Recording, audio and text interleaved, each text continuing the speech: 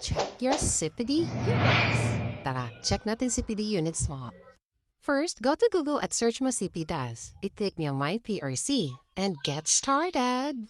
Then hanapin mo yung professional registration at doon madadala ka sa mga policy at violations at click mo lang yung yes. At dito i-fill out nila ang mga personal information nyo. Kaya ng first name, middle name, last name, yung profession nyo, yung license number, at kung kailan mag-expire yung PRC ID nyo. After that, click mo lang yung next. And then, you are going to create an email address and password. Para may CPDAS account na tayo. Katapos mo mag-create ng password at email, click mo lang yung next. At huwag kalimutang i-double check ang mga personal information. And then submit. Yes, let's proceed.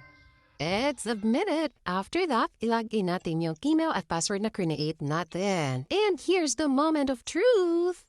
Oh, wala. 0 entries. Wala po CPD units. Bakit wala? I participated naman din sa 3.0. I take quizzes. Napasa naman. Pero bakit hindi siya nag-reflect? Pero don't worry kapag may certificate ka gaya dito. Oh, meron akong proof ha. Kailangan lang natin i-email ang PRC para mag-reflect siya sa ating CPDAS. Oh, ano pa hinihintay mo? Mag-register na at check mo yung CPD units mo. Thank you, Kakubats! Ano mo malalaman kung ilan ang iyong CPD units? Hanapin mo sa browser mo ang CPDAS PRC.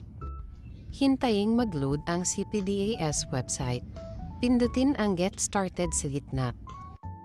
Kailangan mo nang mag-register, so pindutin mo itong Professional Registration. Ilagay ang required na details at pagkatapos nito ay maglalagay ka rin ng email and password. I-review ang mga nilagay at isubmit na ang application. Para makapag-login, pumunta sa ibabang part ng homepage at piliin ang professional.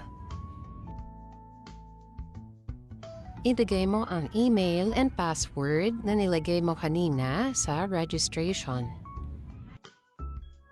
Sa dashboard, makikita mo ang history kung saan mo nakuha ang mga CPD units at kung ilan yung total CPD units na meron ka.